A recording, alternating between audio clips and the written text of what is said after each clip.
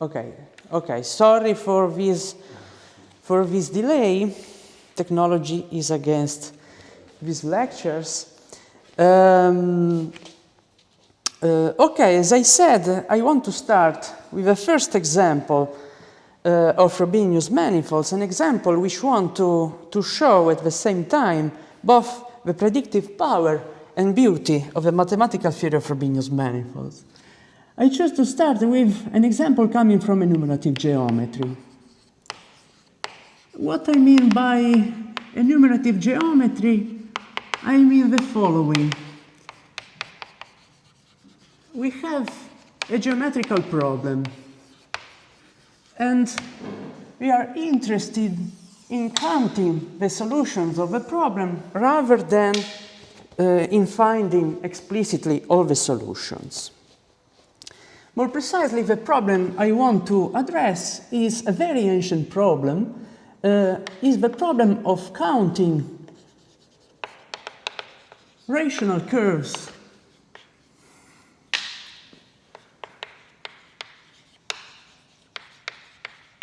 in the projective plane P2.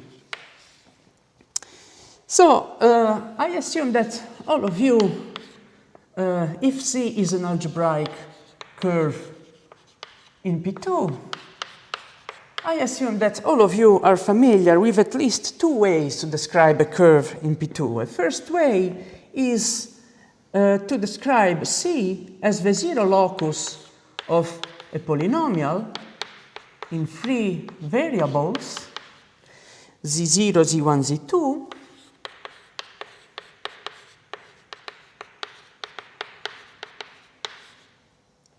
homogeneous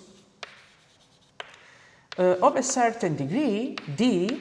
Such a degree will be called the degree of a curve. It is the simplest invariant we can attach to a curve with respect to the group of automorphisms of P2. But we can also attach another number called the geometrical genus, defined by the following formula. It is given by the ratio of d minus 1 times d minus 2 over 2 minus the number of nodes if we assume to work with at worst with a most generic singular curve that is admitting just nodes, double points. But we also, so this is a first way to describe an algebraic curve in P2, but we also have a second way to describe the curve C as the trajectory of a motion of a point in the plane. In other words, we may hope to find three functions P of t, Q of t, and R of t, depending, say, on a complex time t in C. Well, these provide parametric form, a parametrization for the curve. Well, we will say that the curve C is rational if P, Q, and R are the simplest as possible, are polynomial.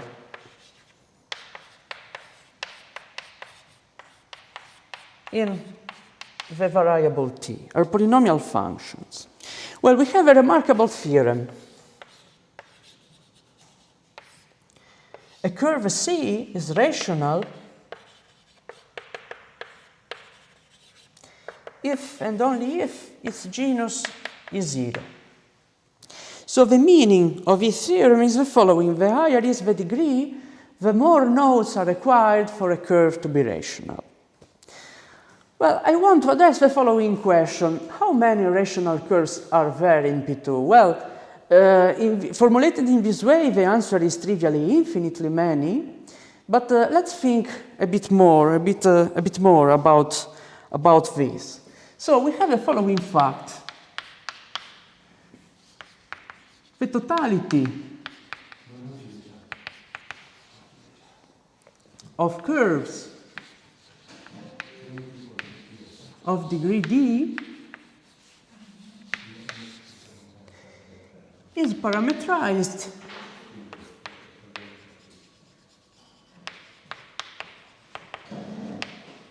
by points of a projective space. The projective space of dimension d plus 2, choose 2, minus 1. And the reason is very obvious. An arbitrary polynomial homogeneous in free variables is of the following form.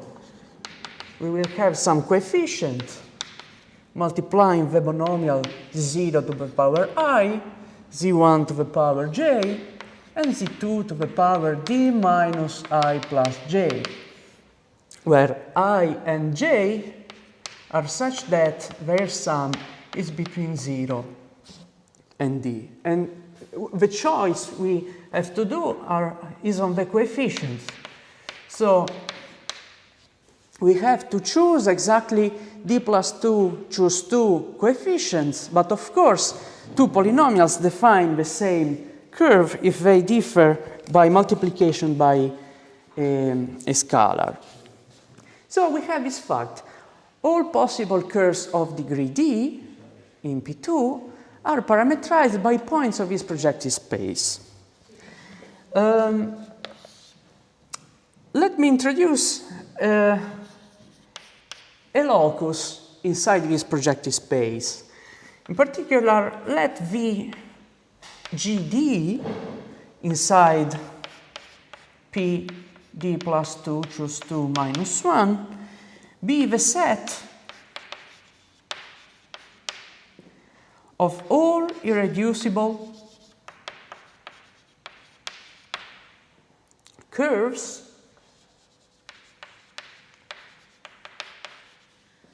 with genus G and degree D. Its closure, VGD bar, is called Severi variety, the Severi variety.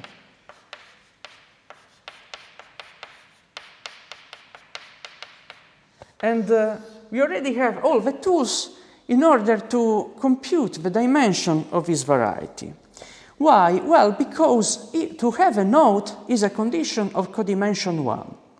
And by using the theorem I mentioned before and the definition of geometric genus, we obtain the following result, that the dimension of the Severi variety equals the dimension of the ambient space d plus 2 choose 2 minus 1 minus the number of nodes, that is minus d minus 1 times d minus 2 choose 2 plus g.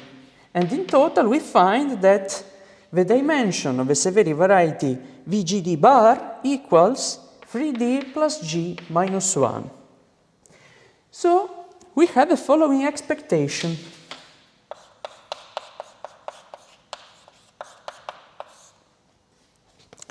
There is a finite number of curves, of planar curves of genus G and degree D passing through 3d plus g minus 1 generic points in the plane.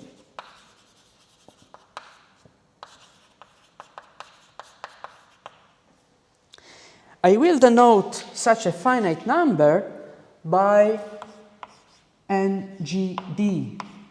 So NGD will denote this finite number of curves through 3d plus g minus 1 points, but I want to focus on the case of rational curves. So I will consider the case of genus 0 and I will set this notation ND to be equal to N0D. So we are considering always rational curves, genus 0. Okay, we have an expectation that this number is finite, then let's start to compute. Okay, d equal 1, d equal 1. We have 3d minus 1 equals 2. So we are looking for lines through 2 points. First axiom of Euclid, there exists a unique line through 2 points.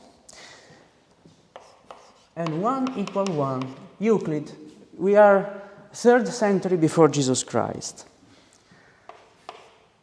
d equal 2. d equal 2. So now 3d minus 1 equals 5. We are taking 5 points, generic points in the plane, and we ask how many conics pass through 5 generic points. The answer is only 1. So n2 equal 1, a result of Apollonius of Perga, 2nd century before Jesus Christ. Let's go further. D equal to 3. D equal to 3. So 3d minus 1 equals 8. And we are looking for cubic curves, rational, that is with a node, passing through 8 points. I claim that this number equals 12. This is a result of Steiner of 1848. And I want to give you a topological argument for how to compute this number. Well, the totality of cubics is a P9. It is just what I said before. And the condition of passing through a point is a condition 1. We are just considering a hyperplane, a linear hyperplane in this P9. So the condition of passing through 8 generic points defines 8 linear conditions, which is the same to intersect with 8 hyperplanes, which is the same to consider intersection with a line, with a projective line in P9. Intersection of what? Well, intersection of the space of the singular cubics.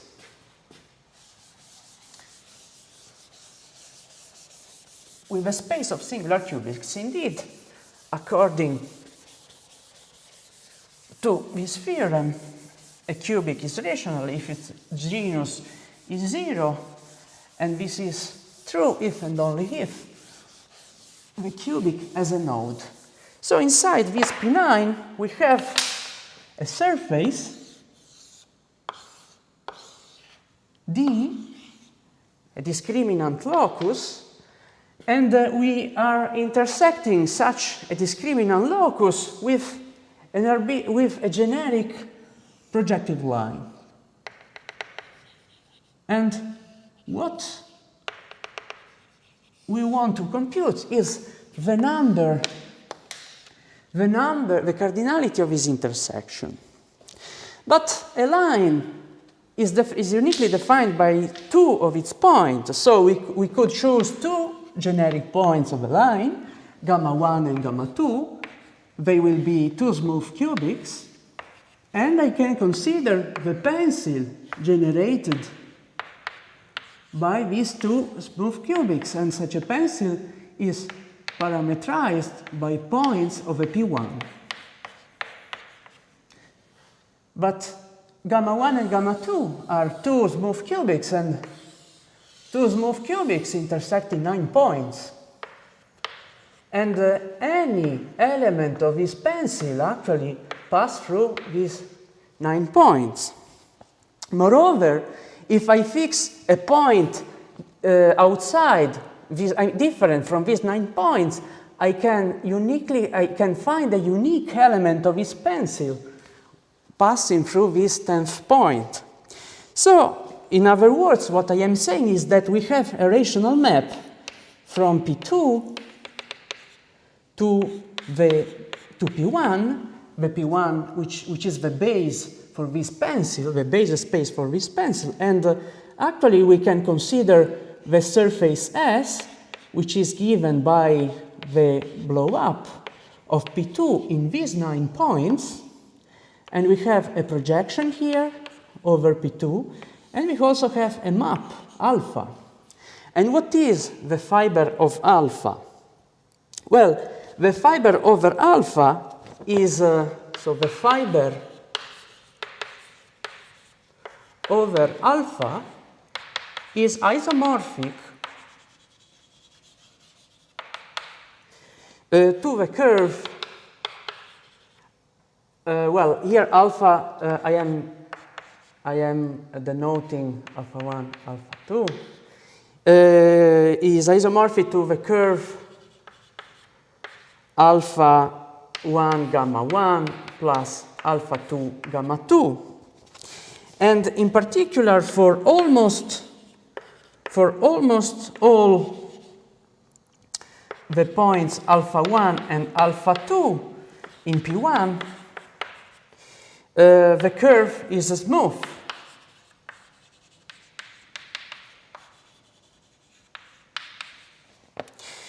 But for a finite set sigma in P1, the fibers are singular. So in particular, what we want to compute the cardinality of sigma.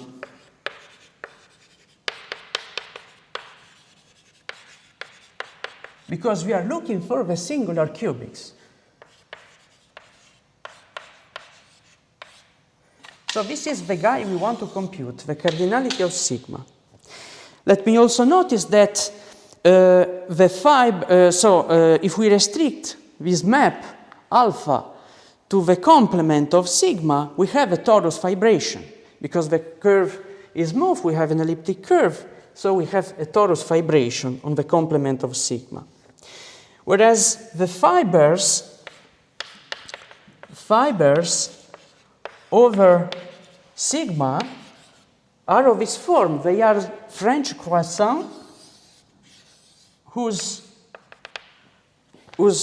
extremities are touching. Very good. So now let's compute in 2 different ways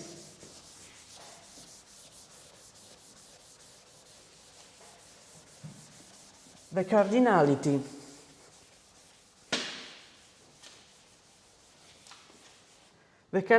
of sigma. Sorry, the Euler characteristic of S, of the blow-up of P2 in 9 points. So, on the one hand, what is this? Well, this is the Euler characteristic of P2 minus 9 points plus 9 times the Euler characteristic of exceptional divisor. We are replacing points with P1. But this is, well, this equals 3 minus 9, this equals 18, and this gives you 12. So the Euler characteristic of S, of the blow-up of between 9 points, equals 12. On the other hand, there is also another way to compute the Euler characteristic of S.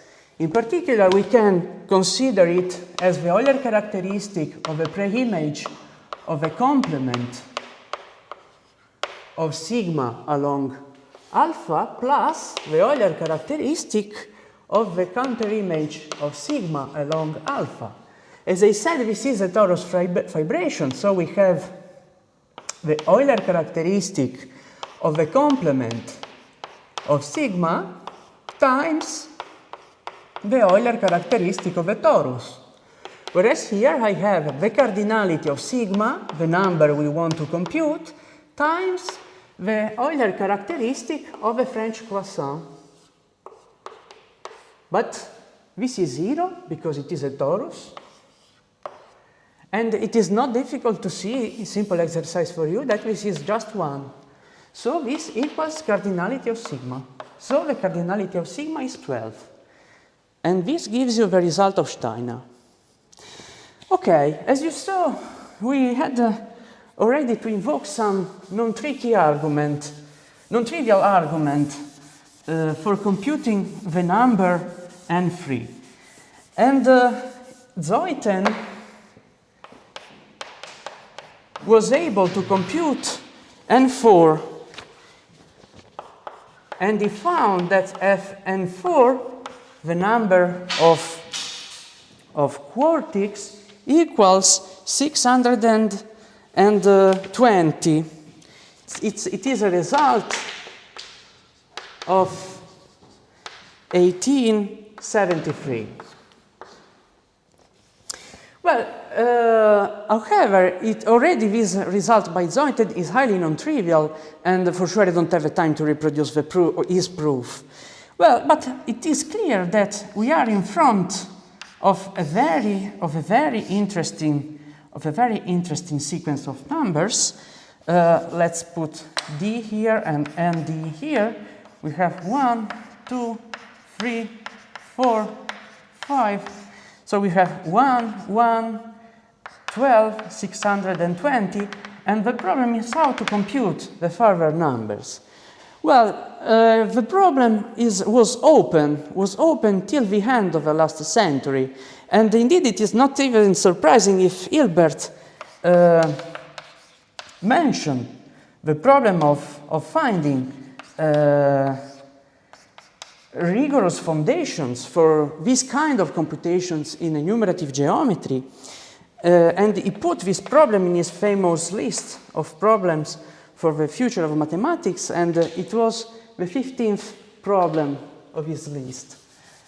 Well, we had to wait the 90s for a complete solution of the problem, and the solution was given by Kontsevich in 1994, and he was able to find a magic formula for computing all the numbers ND.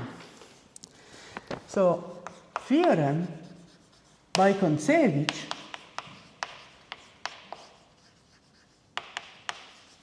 '94. See also the paper of Kontsevich and Manin. For any d greater or equal than 2, ND, the number ND, can be computed recursively starting from lower NA and NB times AB times 3D minus 4, choose 3A minus 2 times AB minus 3D minus 4, choose 3A minus 3 times B squared. And the sum is done over all the ordered pair AB such that A plus B equals D. So, in this way, if you are wondering, for example, what is the value of N5, well, N5 equals 87,304, and 6 equals too long, 2, 6, 3, 1, 2, 9, 7, 6, and 7. Then I will stop. 1, 4, 6, 1, 6, 8, 0, 8, 1, 9, 2. So are so huge numbers that it was impossible to compute by hands these numbers in a way similar to the one I did. But the question arises in a natural way: how to obtain such a magic formula? Well, the point is that behind such a magic formula there is the geometry of a Dubrovin Frobenius manifold. There is the geometry of a solution of Witten digraph Verlinde equation. So now what I want to do is to introduce the Frobenius manifold attached to this geometrical problem. Well, let's say the following, that the key idea used by Kontsevich was to replace the Severi variety with a different space which parameterize curves in P2. Let's say the following. If the severity variety is closer to the first of a description of a curve as a zero locus of polynomials, Kontsevich preferred the second way to describe, that is by using parameterization of a curve. And this is the guy I want to introduce now. So now I will start with a very gentle, soft, and summarized introduction to Gromov-Witten theory.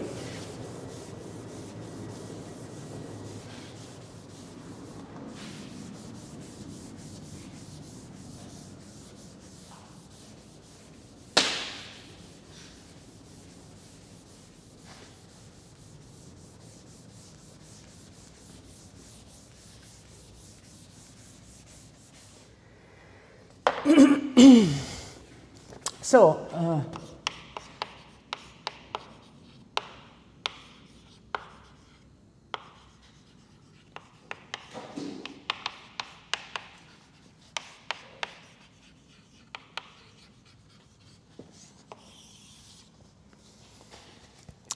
I want to start with a definition. I will introduce the notion of a genus G n-pointed pre-stable curve which consists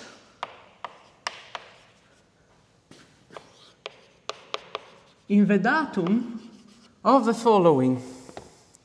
So we have a pair, we have a curve and a collection of points of a curve where C is a possibly nodal curve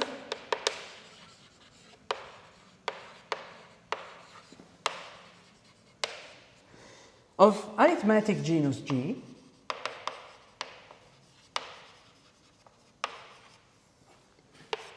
so possibly nodal, and points xi are smooth points of C. The curve Cx is stable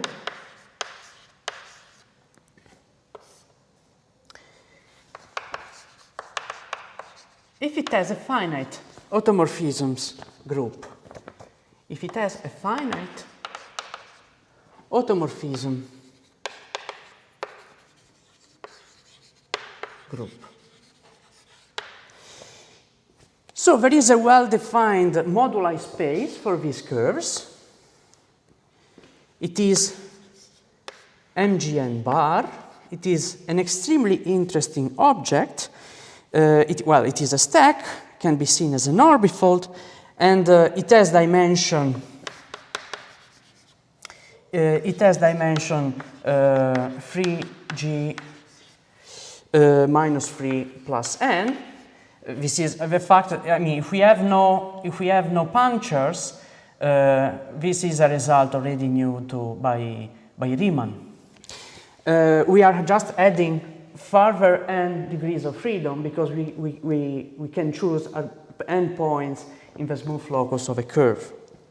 But now I don't want to focus on this extremely interesting object, but on a generalization of it. And in particular, I will introduce the notion of a stable map. So now I introduced a stable curve. Now I want to introduce a stable map. But if we have a map, we needed to introduce a target space. So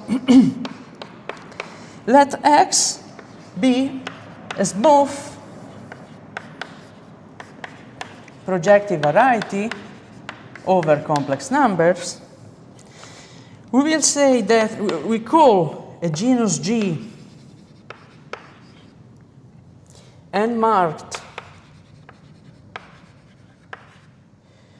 stable map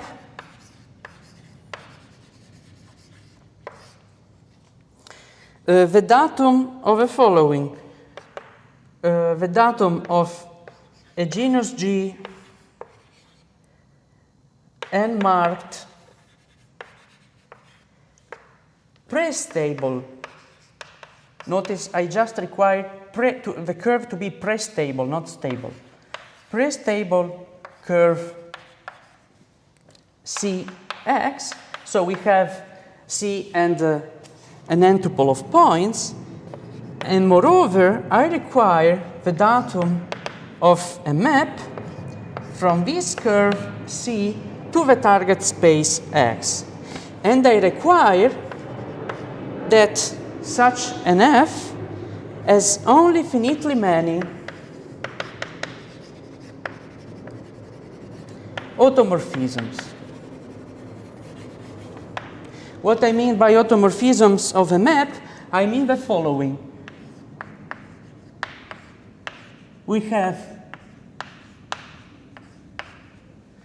the pre-stable curve, the map X, and I will call automorphism of a map F any automorphism, any map of the pre-stable curves identical on the markings, which makes commutative this diagram. Okay, Kontsevich introduced a moduli space for parametrizing stable maps, and in particular, I mean, we can introduce such a moduli space by firstly fixing a homological class of X, beta, because we want to fix the degree. So we can introduce this moduli space, the moduli space MGN X beta bar, to be the moduli stack parametrizing all stable maps with target X, and so stable map, and such that if we consider the push forward of a fundamental class of the curve, this equals the fixed homology class of X. So in other words, we are fixing the degree for the stable maps. And we consider this moduli isomorphisms. In particular, I remarked that if the homology class beta does not support holomorphic curves, then the moduli space is trivially empty.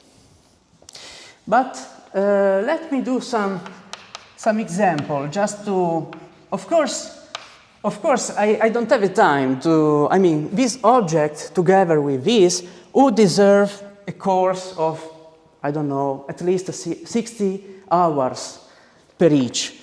I don't have the time, of course, but what I can do is to do some examples just to try to give you the idea how are these objects. So in particular, let's try to understand what is the moduli space M00 bar P2, 1.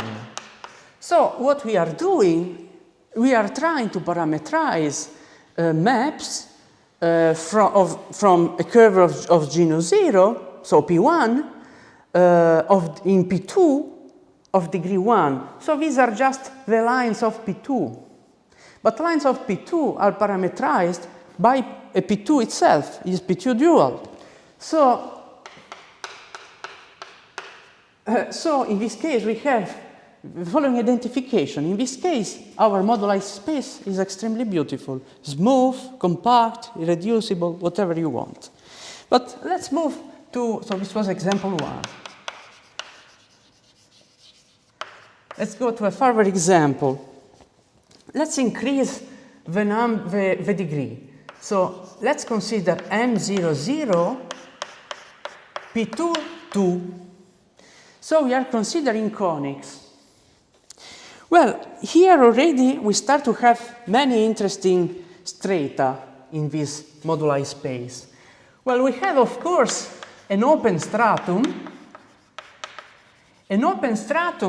which parameterizes those conics whose source is smooth. So we have an open stratum called M00 P22 without bar of smooth conics.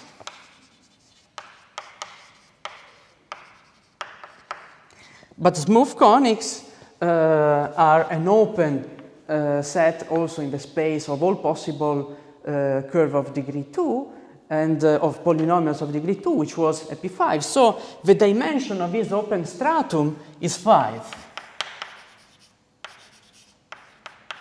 Notice I don't put bar, it's the open stratum. Is 5. Inside this locus, actually, we also have an interesting sublocus, which is the locus of double cover of, because the target is always smooth, but we may have a map in P2 which maps this line to another line which is of degree 2. So we also, inside this 5-dimensional locus, we also have a 4-dimensional locus of double covers of P1 of a line. And by the way, such a sublocus as a finite group of automorphisms, Z mod 2, which is just an exchange of covering sheets. But then we also have, so this is a sublocus.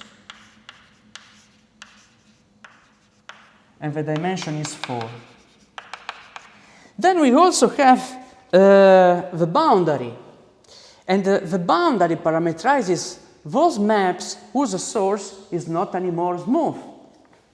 So the source of the maps are two lines. We have a map from two lines in P2, and we may have two possibilities. Either the image of these two lines are distinct or coincide. In the first case, we have a stratum of dimension 4. So if the image is two distinct lines, we have dimension 4, or we may have an image with a double line. And this, as dimension, is a locus, so one single line, double, and this has dimension 3. So we see that we start to have an interesting stratification of this moduli space introduced by Kontsevich. And indeed, let me see that one of the key ideas of the work of Kontsevich was the following fact, that we actually know very few things on the intersection ring of these objects, but we have a very good combinatorial description of a boundary strata. And this is the key idea in order to arrive to the magic formula I wrote before. But before going on, let me give a further example.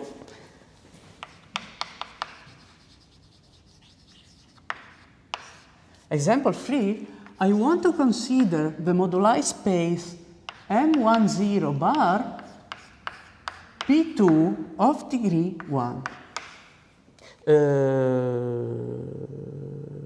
Of degree 1. Well, okay, it is tempting to say that this moduli space is empty. Is empty because a genus 1 curve in P2 should have at least degree 3. Well, so one should be tempted to say that this object is the empty set. Well, it is not true. It is not true because we have non-smooth contributions. And in particular, we have the following stratification. Well, we have the open stratum, which is indeed empty,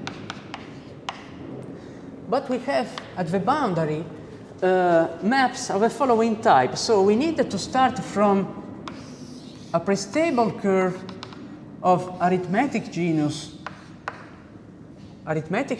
1, like that. We have a line and a torus which touch to each other.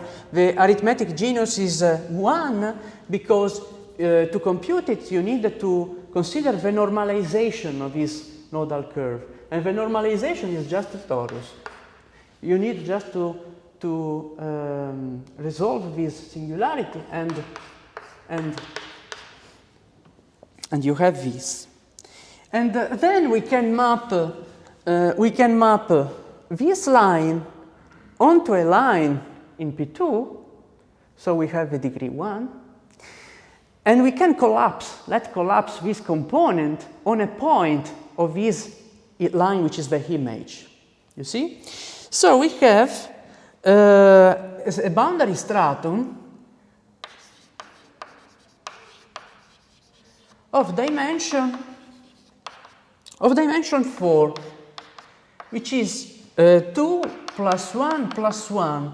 2 because we need 2 points to identify the target line.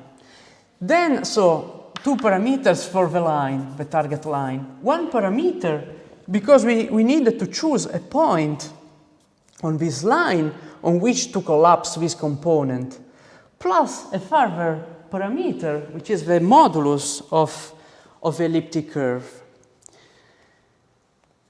Okay, so this is the last example I do of moduli spaces of stable maps, but let me also add a further remark, that actually we can give an heuristic argument to predict the dimension that this object should have.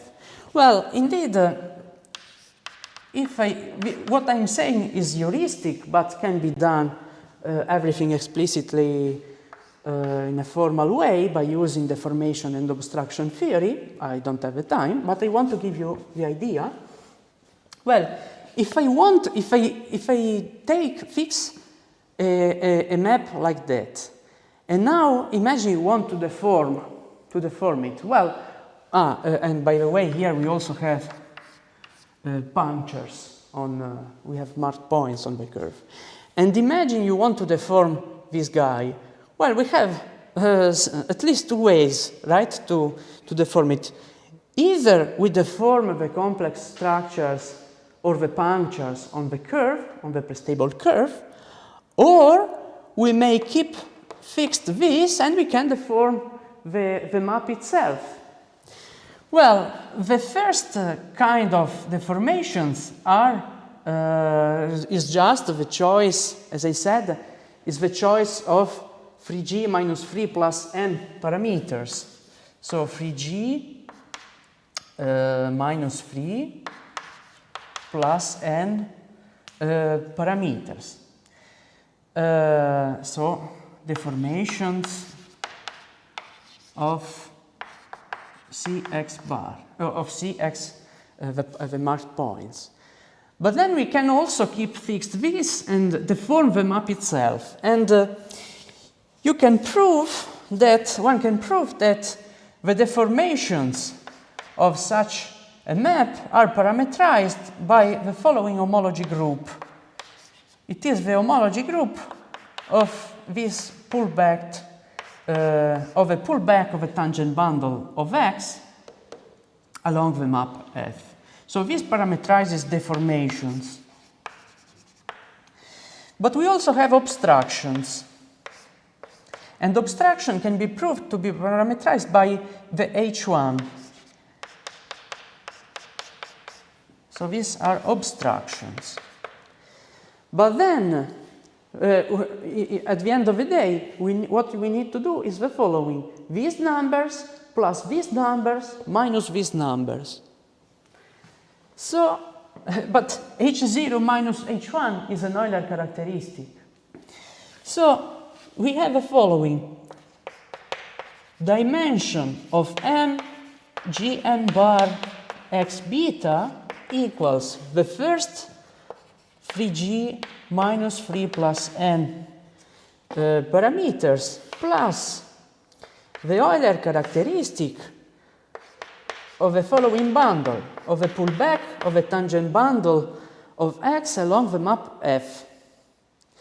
But this, you can use Hirzebruch-Riemann-Roch theorem, and this equals what? The integral over C of the Chern class of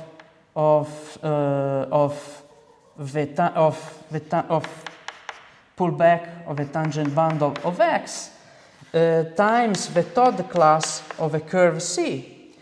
And if you do the substitution, you obtain the following. This equals what? So we have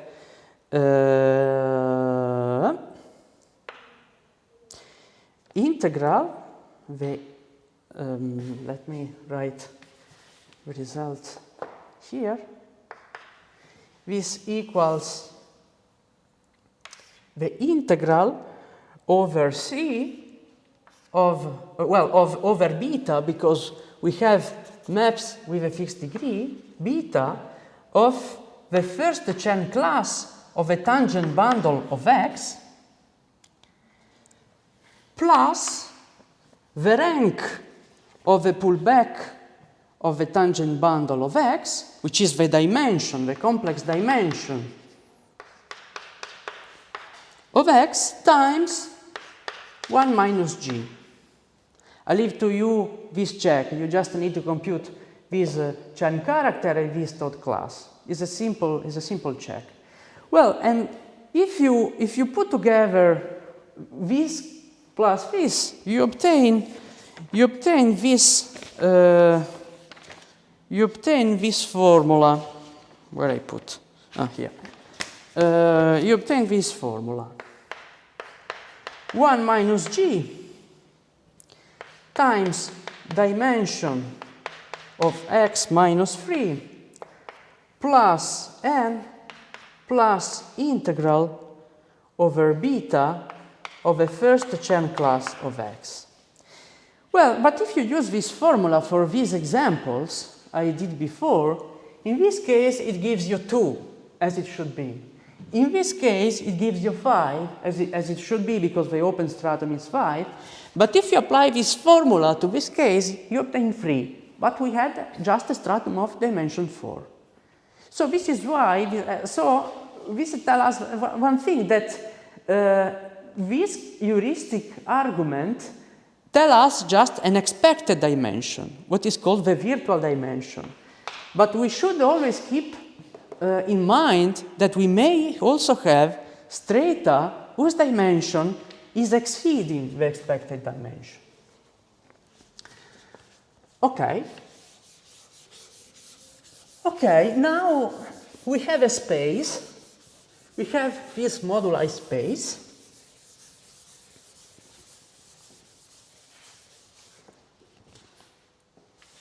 And now what to do with this moduli space? Well, we start to do intersection theory. And we will use intersection theory to compute the numbers we computed at the beginning of this lecture.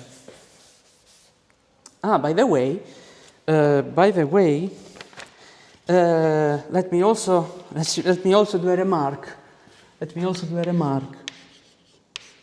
If you take x equal P2, well, if you take x equal P2, and if sigma is the generator of a second cohomology group, the first Chern class of P2 equals 3 sigma. And consequently, using this expected dimension formula, you obtain that the virtual dimension of M00 bar P2 comma d, we are interested in maps of degree d. This is exactly 3d minus 1. So as you can see, this formula is in complete agreement with the computations we did at the beginning of this lecture, in which I consider 3d minus 1 point.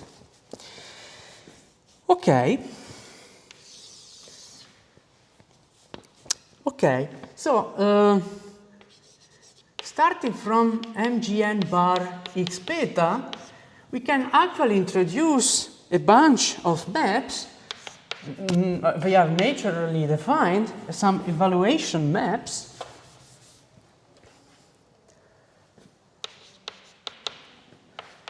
Where I is from 1 to n, which send a stable map to the value of the map at the ith marked points. Moreover, assume you have some subvarieties v1, vn,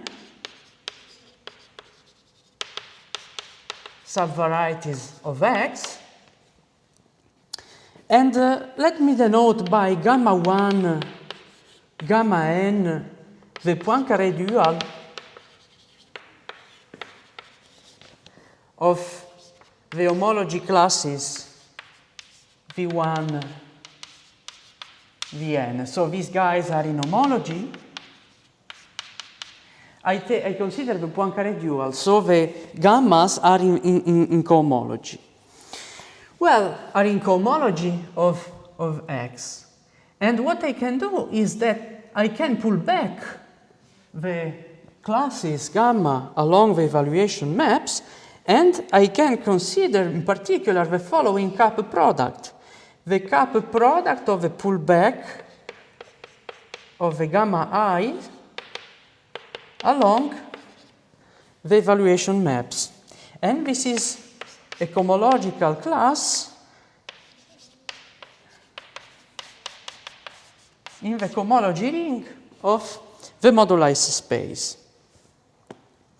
And such a cohomological class represents the collection of morphisms with target x and degree beta, which intersect all the fixed subvarieties v1, vn in x. But then we can consider the following. I mean, heuristically, we could then intersect. We can consider the pairing with the fundamental class of this space. Assume for the moment that this is a usual domestic smooth space. Then you just take the integral of this cohomological class, and you obtain.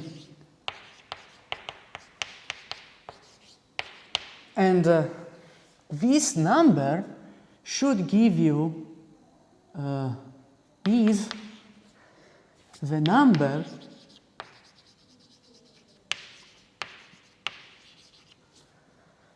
of genus G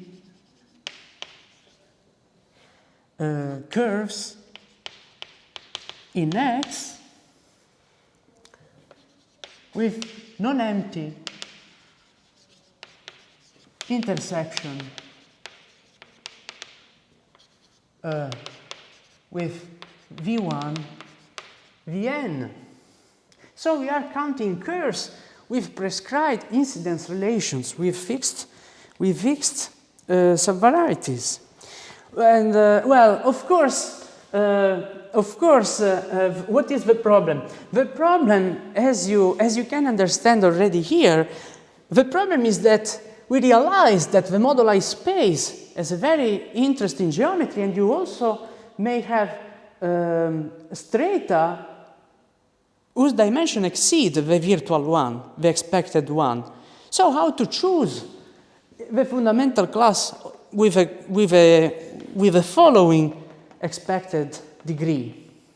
Well, this is a deep problem, and it has been solved both in the symplectic framework or in the algebraic framework. It is known as the problem of virtual fundamental classes, and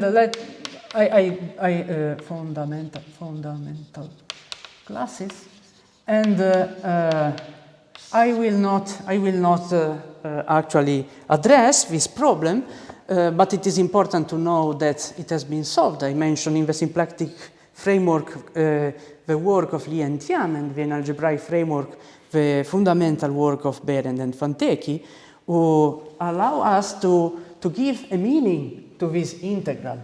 So these numbers are well defined only because we have a well-defined intersection theory in this space. And these numbers are called Gromov-Witten invariants of a variety X. And in particular, a star will be denoted shortly in the following way. So I keep track of a genus, of a degree, and of a target space. Remark, what is the number ND we wanted to compute at the beginning, the degree of a severity variety? Well, using this notation, you should be able to reconstruct everything and to understand this equality. ND equals, you take the homological class of a point, and you take the Poincaré dual of it, and you take 3D minus 1 times such a Poincaré dual, and so these are 3D minus 1, P2, 0D, and so the number we were computing before are a particular instance of Gromov-Witten invariants of a plane P2. By the way, of course, such an integral is intended to be 0 whenever the cohomological degrees of this cohomological class does not match with expected dimension. Okay? And you can check indeed that if you do the computation, if you pull back these classes here, you obtain cohomological degree 4 times 3D minus 1, which is indeed the dimension of a space M bar 0 3D minus 1 P2 comma D.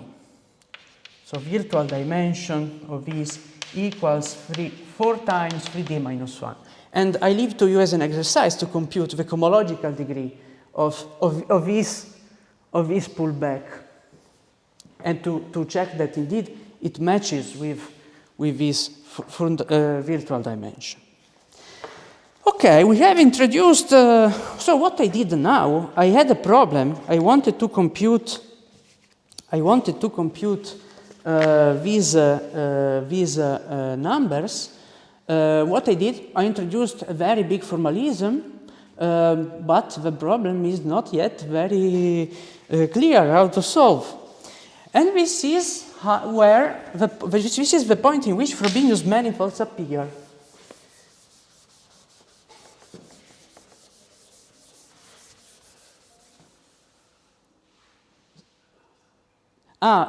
Yes, maybe. Okay, let's do a pause. Let's do a pause of 5 minutes. Yeah.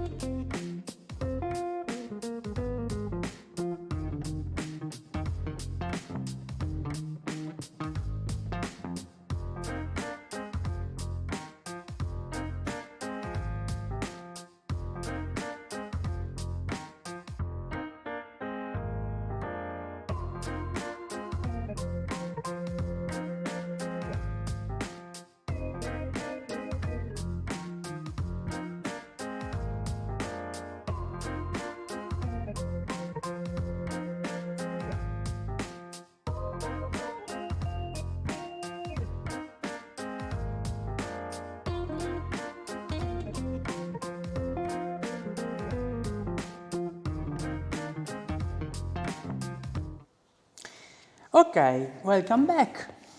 So, we have introduced these numbers, these intersection numbers on the moduli space of stable maps.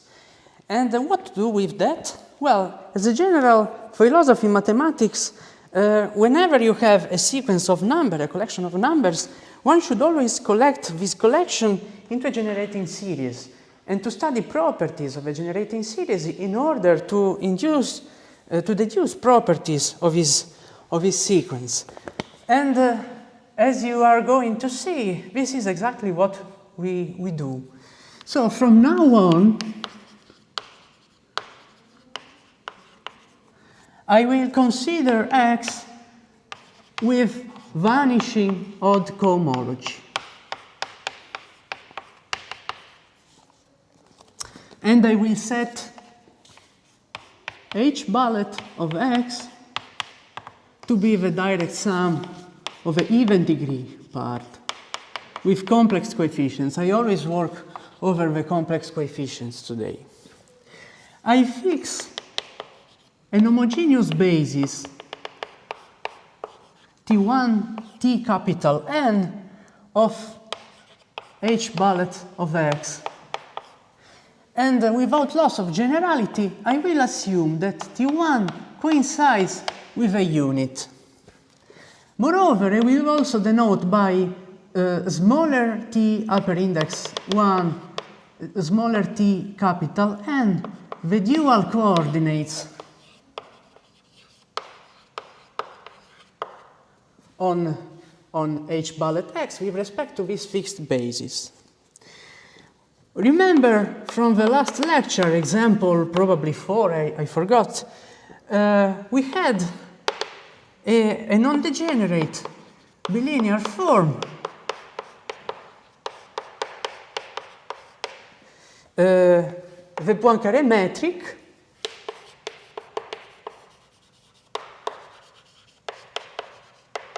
defined as follows: eta of gamma 1, gamma 2 is defined as the integral over x of gamma 1 cap gamma 2.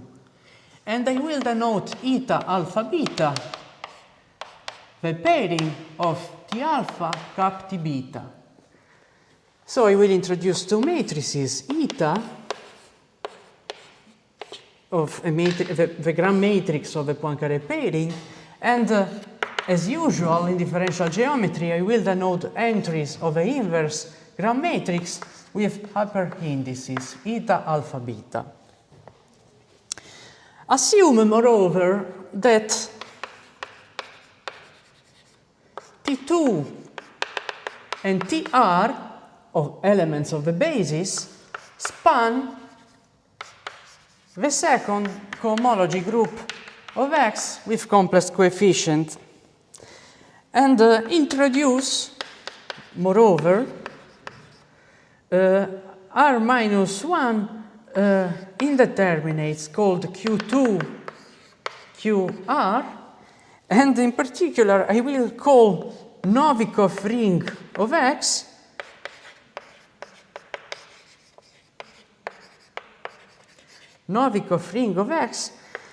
to be the formal power series ring in this indeterminates Q2, QR.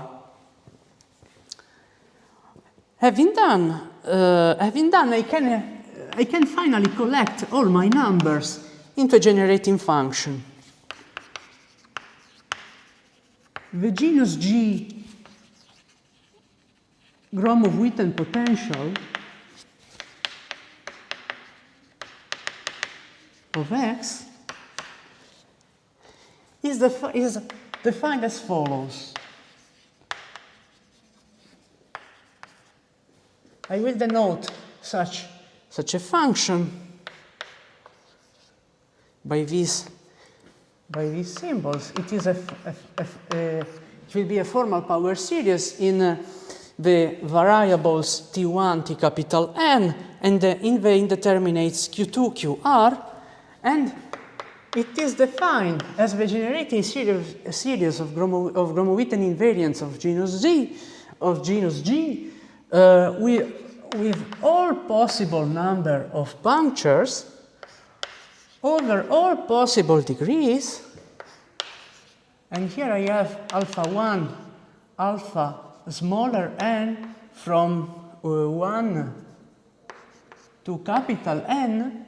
And here I put T alpha 1, T alpha n over n factorial. These are not powers, are just these indices, these upper indices, times the Gromov-Witten invariant T alpha 1, comma, T alpha smaller n, G beta x.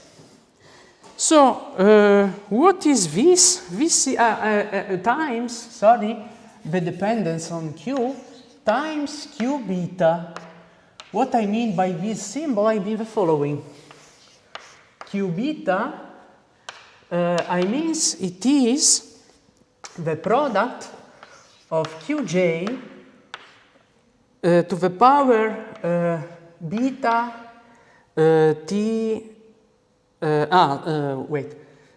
Tj, j from 2 to r, and in order to be, since I want to consider formal power series in these indeterminates, I need to impose that this integral is an integer.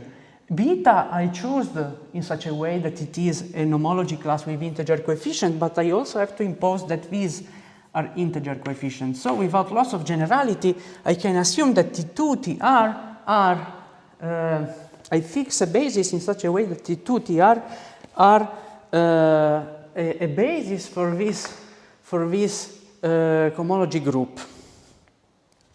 Well, this is an element of what? This is our generating function, fxg. We can look at it as a formal power series in the variables t,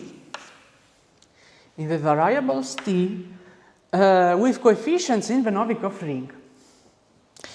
By the way, actually one can prove, I didn't explain, but one can actually, these Gromov-Witten invariants are subjected to some axioms.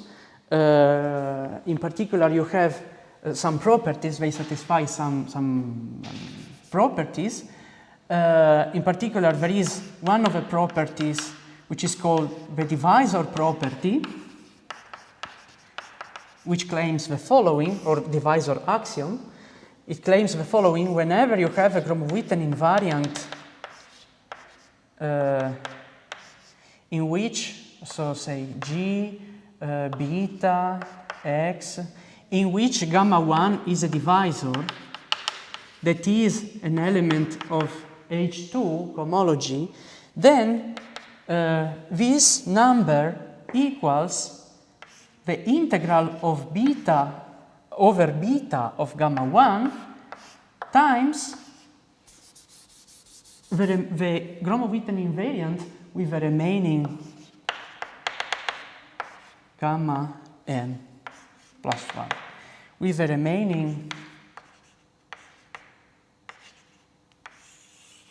remaining entries. And the reason is actually easy to understand, because what is this number? This number is the number of all possible intersections of a curve supported by beta with the divisor Poincaré dual to gamma 1. So I leave to you to convince yourself why such a formula is natural, so to say. Well, by using such a property of Gromov-Witten invariance, one can actually prove that the dependence of fgx on the parameters q is such that fxg is an element of the formal power series in T1 exponential of T2 times Q2 exponential of TR times QR, and then TR plus 1 T capital M. So in other words, the dependence of a Gromov-Witten potential on the variable corresponding to the H2 group and on the Novikov indeterminates is of this form. We have exponential of T2 TR times Q2 QR. So, of course, up to now, everything is formal. We have just a series, and whose coefficients have a geometrical meaning. But there is no assumption of convergence for the moment. Nevertheless, we have the following remarkable theorem. The Gromov-Witten potential in genus 0, which is, again, for the moment, a formal series, is a solution of WDVV equations. So, if you remember last time, at the end of the lecture, I introduced, maybe it's better to recall you what are WDVV equations.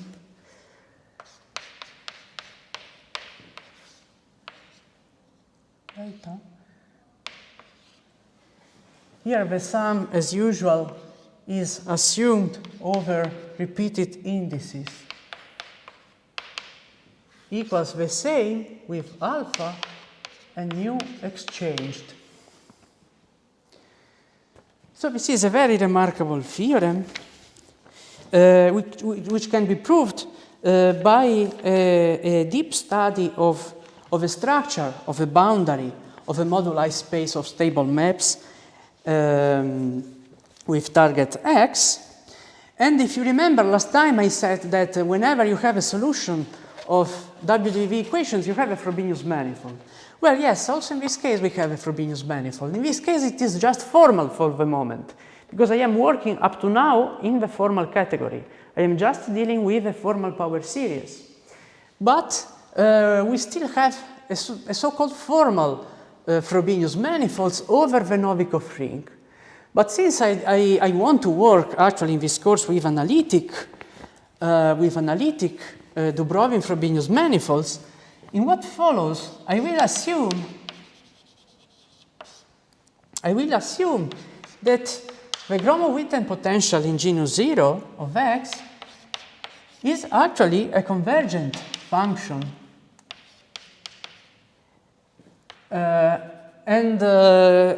From here you can understand that these variables now can be absorbed in the coordinates T2, TR just by a shift, so are not so relevant if you want. Under assumption of convergence, I can just set all these parameters to be 1. There is no loss in generality. And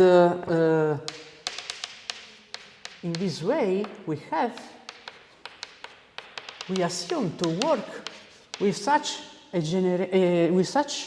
a convergent power series. And we have a non-empty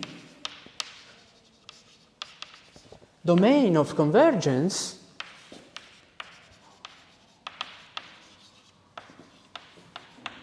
omega, and omega, as a corollary of the theorem, omega carries a structure of a Dubrovin Frobenius manifold.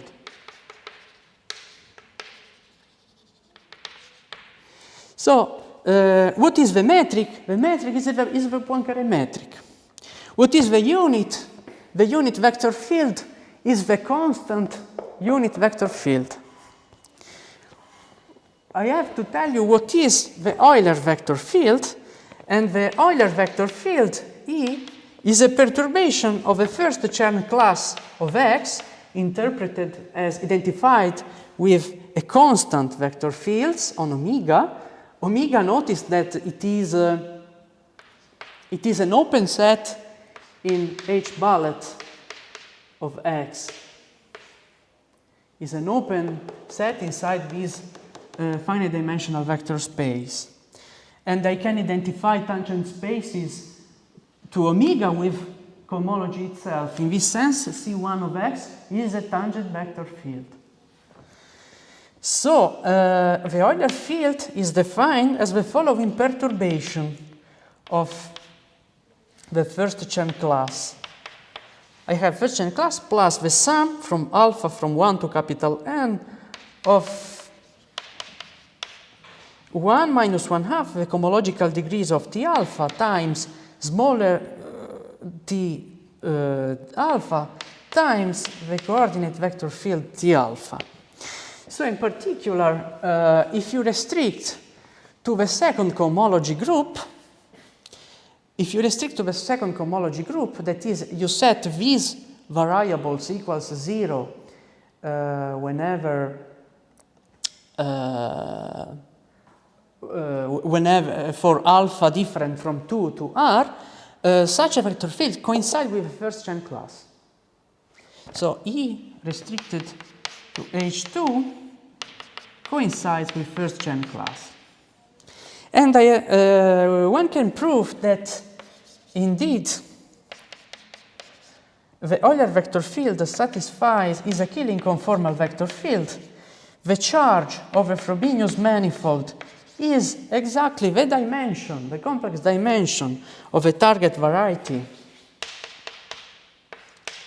X, and moreover, it rescales. I mean,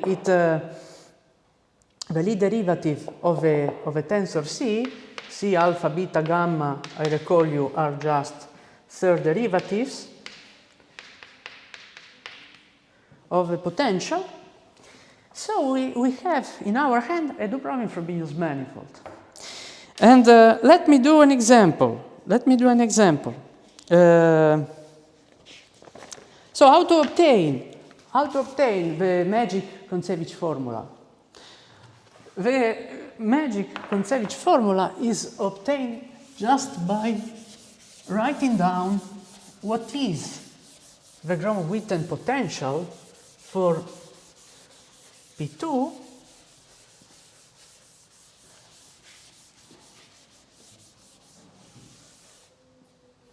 so for P2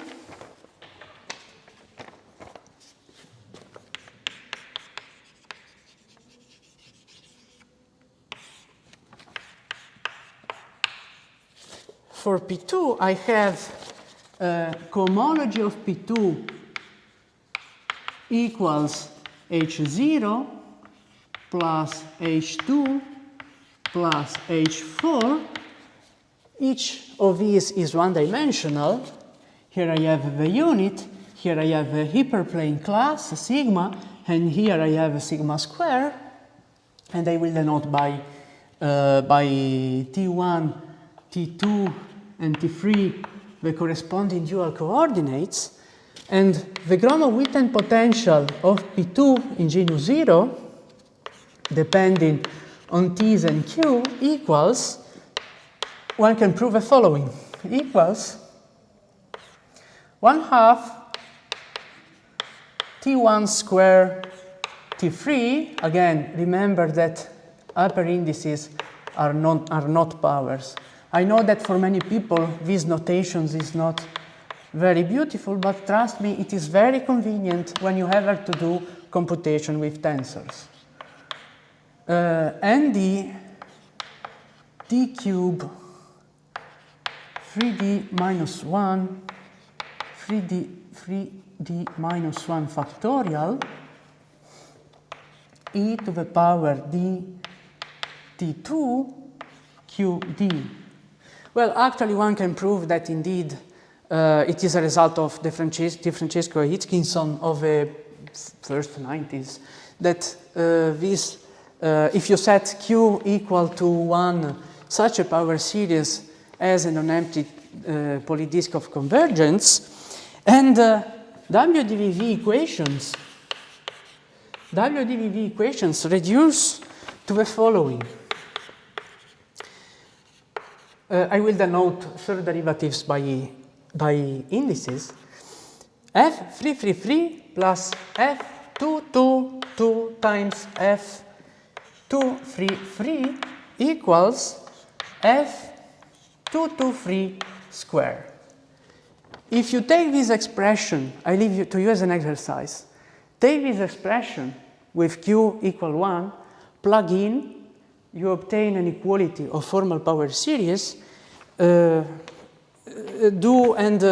equate the coefficients of the left-hand side with those of the right-hand side, and this is how you obtain this magic formula due to Kontsevich. So with this, I finish the first example of Frobenius manifolds. This Frobenius manifold, the class of Frobenius manifolds constructed in these ways are known under the name of quantum cohomologies. Why quantum cohomology? Well, why cohomology? Well, because, remember, we have a family of Frobenius algebras. On the tangent spaces of omega, we have Frobenius algebras. And there exists a limit point,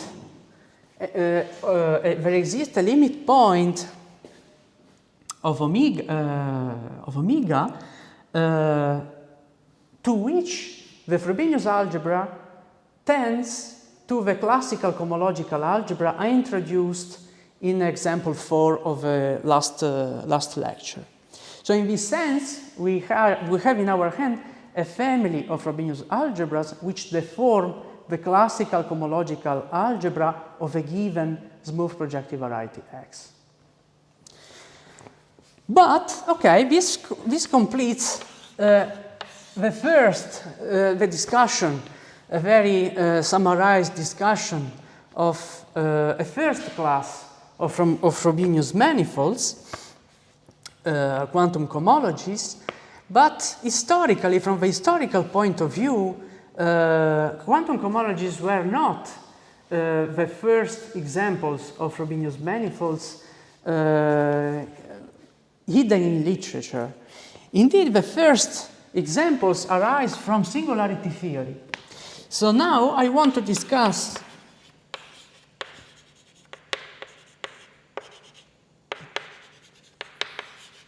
a little bit the class of Frobenius manifolds arising in singularity theory. I will not present all the details as I did for quantum cohomologies, but I want to at least to let you to send to you what is the picture. What is the picture in this context of singularity theory? Let me say that, well, when Dubrovin conceived the notion of Frobenius manifolds, as I said, he was inspired by works of physicists on topological field theories. And indeed, quantum cohomologies first appeared in the work of physicists. In particular, they were introduced in a paper by Gromov-Witten, who called them chiral rings. And they also correspond to what is called topological sigma model, a model of with target space X. But the class of example I want to introduce now is of different nature, and actually it was hidden in literature in some preprints of 1979 due to written by Kyoji Saito, and that preprint was published later only in the 90s. But the structure of Frobenius manifolds was already there in his theory of primitive forms. I mean, the names are completely different, but all the structures are already there in singularity theory. So I want to describe this class of examples. For that, let me recall you what is an hypersurface isolated singularity. Well, it is a germ of holomorphic functions, of an holomorphic function f defined in a neighborhood of 0 in Cm with values in a neighborhood of 0 in C with an isolated singularity at 0.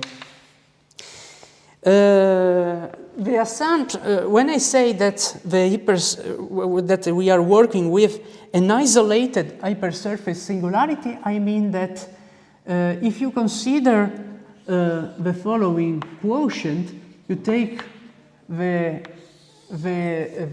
germs of holomorphic functions on Cm as 0, and you quotient by the derivatives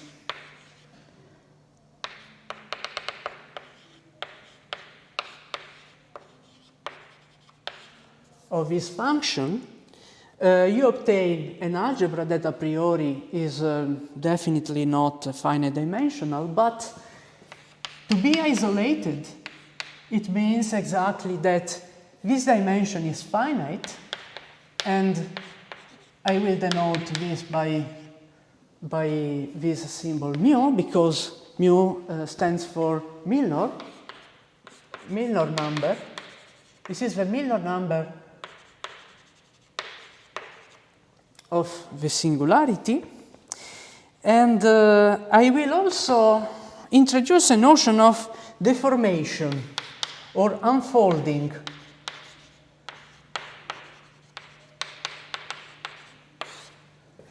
Unfolding of the singularity f, of f. Well, this is another holomorphic function germ, capital F, defined in a neighborhood of the origin of a space of greater dimension Cm times Cn, comma 0, to a neighborhood of 0, such that capital Fx0 coincides with the original function f, small f. So in other words, you have to interpret this as a family of function germs in which this space is a parameter space M. So M is the parameter space. And now I want to define a Frobenius manifold structure on M. So on the space of deformation parameters. For doing that, first of all, let me also introduce a notion of morphism of unfoldings. So if I have Fi, Cm times Mi, 0, C0, I equal 1 or 2, so assume you are given two unfoldings of F. What is a morphism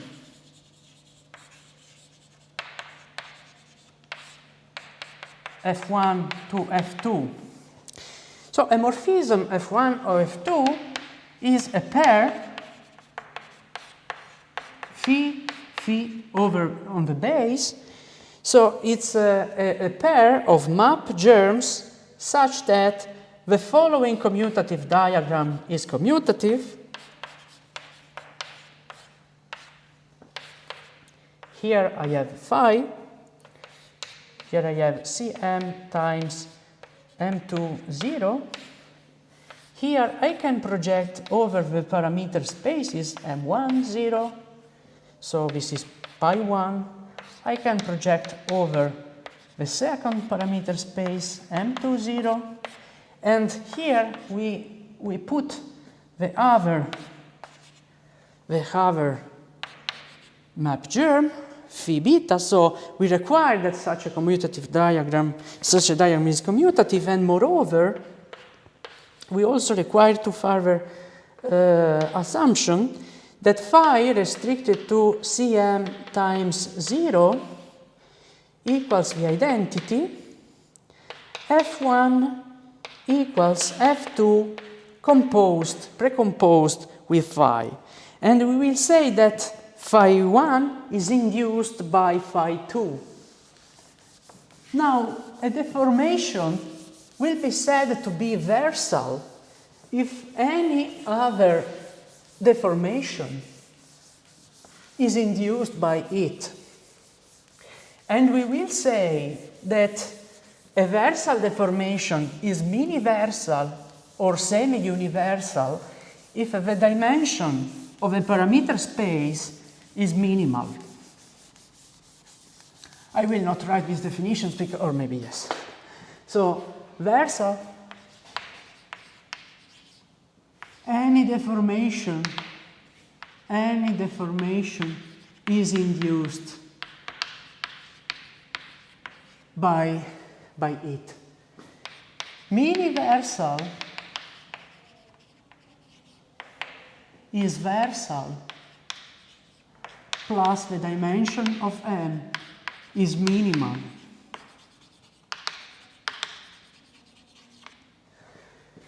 We have a following fact due to results of René Thom and also of Mather, that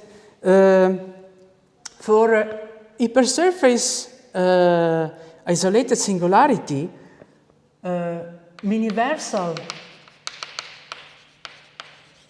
deformations of hypersurface singularity isolated always exist.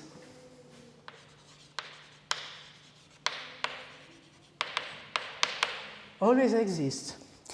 And moreover, actually, we also have a convenient choice for it. Indeed, take M1, M mu to be germs of functions which define a basis of a Jacobi algebra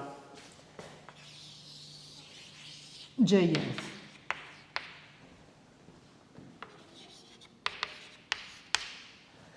And define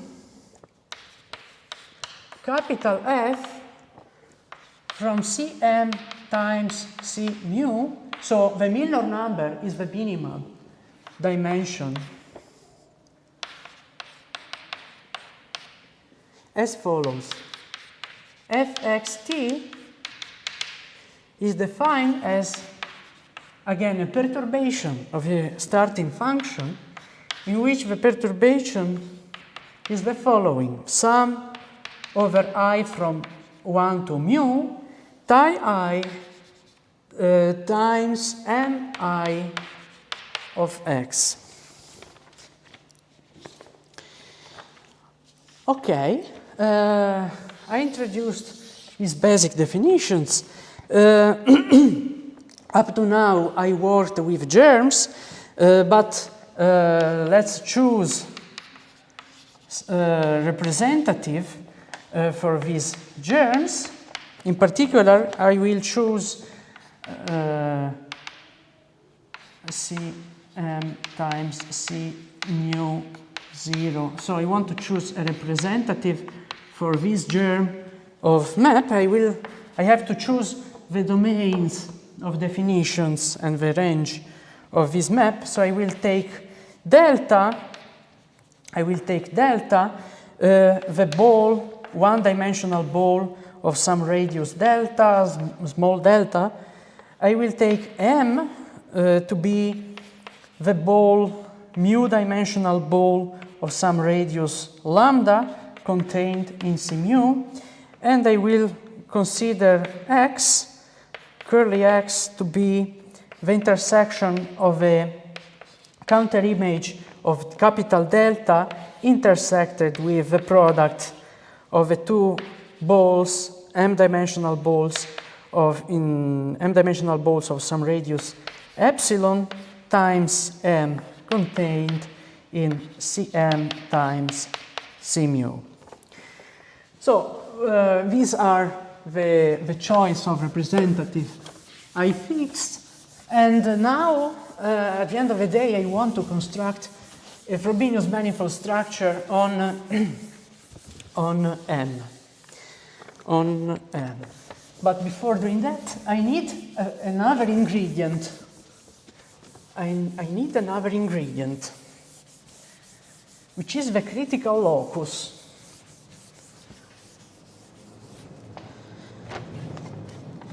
The critical locus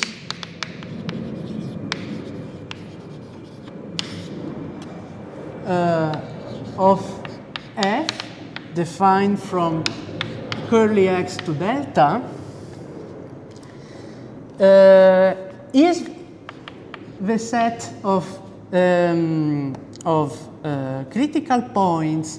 So is the critical space, that is the set of critical points of the map phi from curly x to delta times m, defined as follows. You take x and t, and these are mapped to capital F, x and t, comma t. So this is a subspace, this is a sublocus in curly x. C will be this critical locus. And such a locus is equipped with its algebra of functions, which is a quotient of the algebra of function on x over the Jacobi ideal of the deformation with respect to xm. We have now recall we also have a projection pi from curly x to m. Is just the projection xt goes to t. And we can introduce also a map which is naturally defined, which is the Kodaira-Spencer map. It is a map from the tangent sheaf of n to the direct image along pi of a sheaf of function of a critical locus. And I have to explain how it is defined. You take a vector field on M, you consider a lift of this vector field to the space Cm, small m, times m, so lift to Cm times m, and you apply this. You consider the action of these lifted vector fields on the function capital F itself. You have a remarkable fact. For miniversal unfoldings, this Kodaira-Spencer map is an isomorphism. For miniversal unfoldings, the Kodaira-Spencer map kappa C is isomorphism. And it is indeed an original idea of Saito, Kyoji Saito. In two pioneeristic papers of 1982 and 1983, to use the Kodaira-Spencer map to define a product of vector fields in M. And how to define this? In the obvious way. Well, the Kodaira-Spencer map, what does it? Well, here we have coordinates vector fields, and we identify these vector fields with df the derivative of capital F with respect to Ti restricted to C. And I define the product of two vector fields with by using the, so what I do, I use the Kodaira-Spencer morphism. I consider these two functions over the critical space. I multiply them. I use the inverse of the Kodaira-Spencer map, and I have a naturally defined product of vector fields. And it is clearly commutative. It is clearly associative. Moreover, you also have a unit. You also have a unit which is obviously the counter image. So the unit is the counter image of the function identically 1. And you also have an Euler vector field. And this Euler vector field is the counter image of, along the Kodaira-Spencer map, of the function capital F itself. So, as you can see, the structures here are extremely natural. Euler field and unit vector field are extremely natural. But to have a Frobenius manifolds, actually we need something more. We need a metric. And how to find the metric? Well, we could hope to do a similar trick. That is to find some sheaf here, equipped with a non-degenerate bilinear form, sheaf plus non-degenerate form,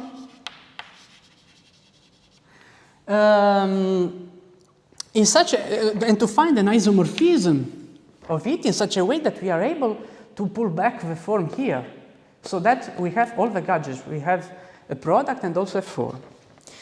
Well, we have a candidate, and as a candidate, we have the following sheaf, omega f defined as the direct image of a ring of a sheaf of relative differential forms, delta times m. So the sheaf of differential forms of degree m relative to the map phi. And such a sheaf is equipped with a Grothendieck residue pairing. And now here you should see something similar to example 5 of last lecture.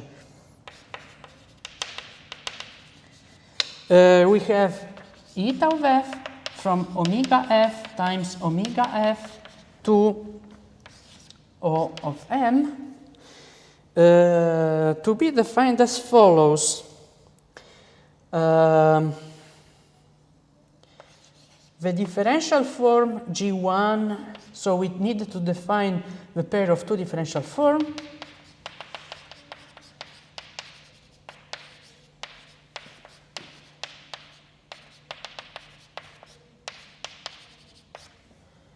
So G1 times D1 wedge blah blah blah dZm, G2 dZ1 blah blah blah dZm is mapped to the following integral.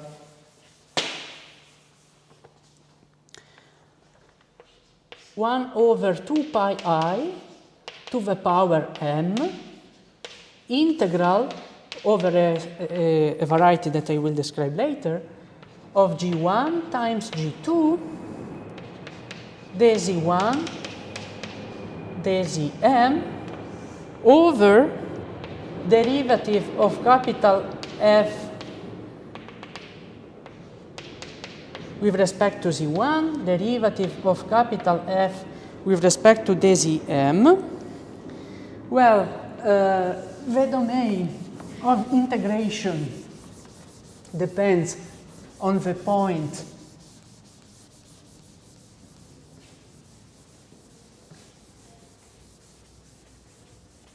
T of m. I hope is readable, I don't know. I hope it is. So the domain of integration is gamma t, and it is the level set x t. So t is fixed. T is a point of M. So are the pair of points at which the absolute values of these derivatives equals a fixed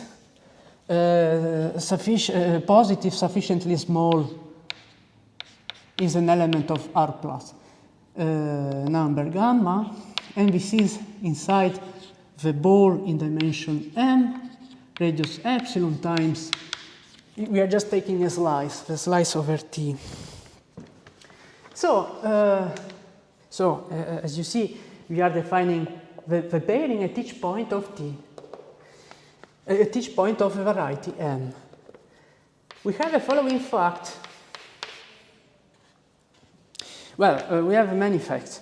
The first fact is that Grothendieck proved that indeed this pairing is non-degenerate. Saito observed that it does not depend on the choice of the coordinates z1, zm. Moreover, we also have the fact that omega f is a free module over the sheaf direct image of OC of rank 1,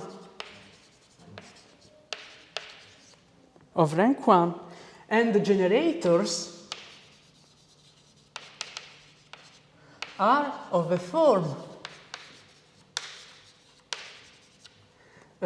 are differential forms. So we have this times a unit function which depends on what? On both z and t.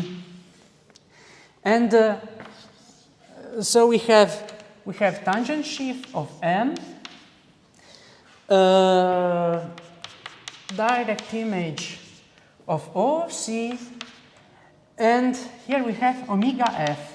Here we have a Kodaira-Spencer map.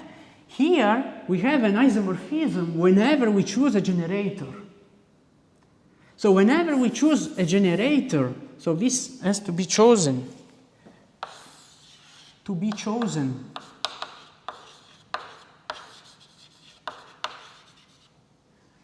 And whenever I do such a choice, an isomorphism is defined.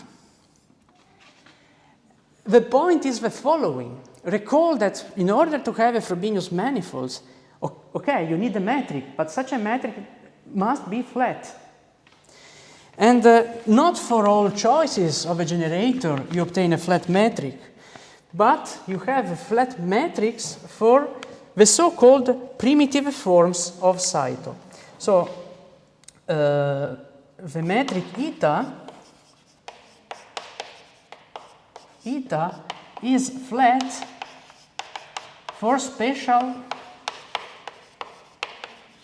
choices called primitive forms. And primitive forms.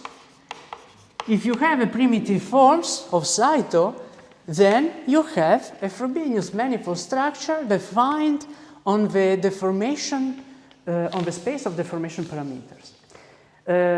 Let me add the following: that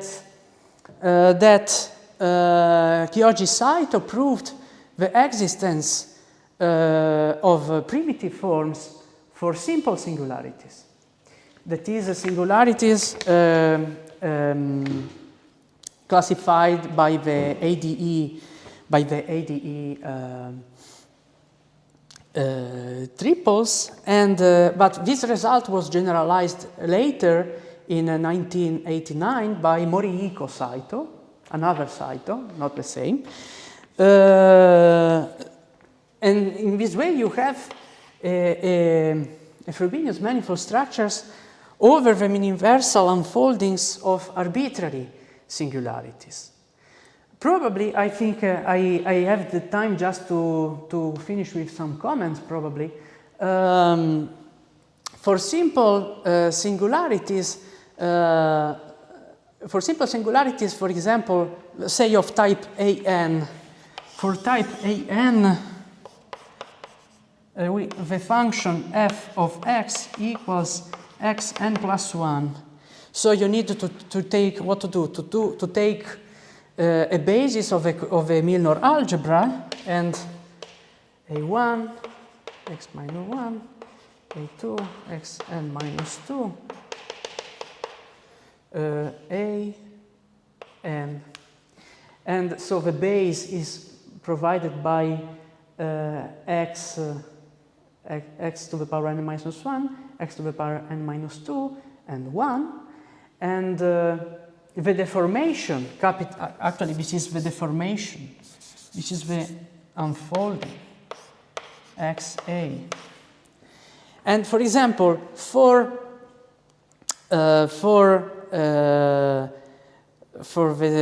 this singularity, the choice of a primitive form is natural. Kyoji Saito proved that the only primitive form up to constant is just the x, which means that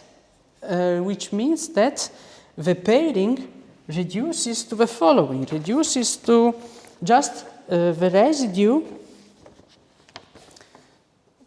So eta at the point A of H and L equals to gamma A H times L over the derivative with respect to x of the function capital F xa times dx. So for simple function, the choice of a primitive form is simple. And from a completely different point of view, Dubrovin arrived at the same Frobenius manifold structures on the space, for example, AN.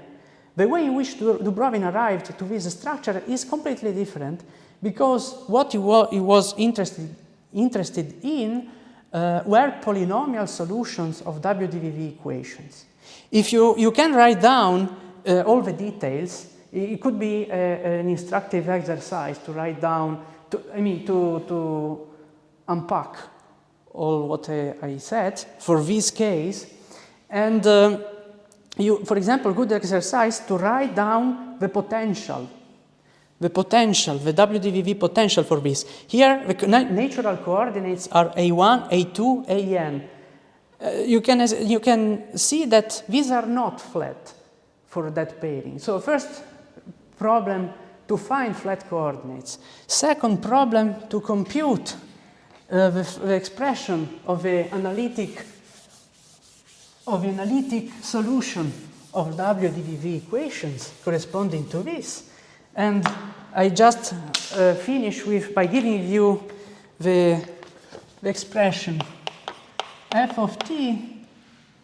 We have t1, t2, t3 equals t1 square times t3 over 2 plus t1, t2 square plus t2 square, t3 square over 4 plus t3 5 over 60. And actually, for example, in dimension 3, if find out other two polynomial solutions. This is of degree 5. The other two solutions he found are of degree 7 and degree 11. And I remember that Dubrovin was always fond of telling the following anecdote. At the time, he found these 3 polynomial solutions of WDVV equation, and he was in Cambridge at the Newton Institute. And in the audience, he explained how he found these polynomial solutions, these plus the other two in dimension 3. And in the audience, there were Arnold. And immediately after the talk, Arnold immediately recognized in the numbers 5 the degree of these polynomials, number 7 and number 11, the numbers 1 plus 4, 1 plus 6, 1 plus 10, and 4, 6, and 10, Arnold immediately observed, are the Coxeter numbers for the group of symmetries, respectively of a tetrahedron, cube, and icosahedron. And this was the way in which Dubrovin started to approach the problem, first of all, of finding polynomial solutions of WDVV equations to define Frobenius manifold structures on the space of orbits of Coxeter, irreducible Coxeter groups. And in every case, he obtained polynomial solutions of WDVV equations. He made a conjecture that any polynomial solutions of WDVV equations must come from Coxeter groups, irreducible, or products of these Frobenius manifolds. And indeed, such a conjecture was proved by Hertling. And I think that for today is enough.